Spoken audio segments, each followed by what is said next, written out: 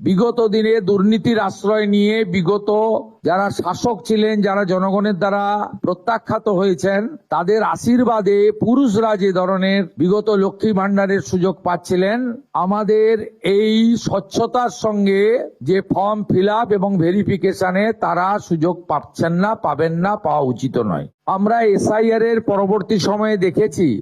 যাদের নাম ভোটার তালিকা থেকে স্থায়ীভাবে বাদ গেছে, এমন লক্ষ লক্ষ ভোটার তালিকায় নাম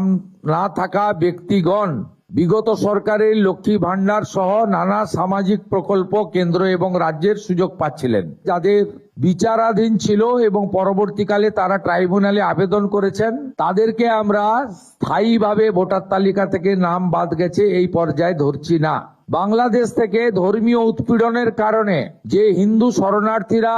প্রাণ বাঁচাতে পশ্চিমবঙ্গে এসেছেন, যারা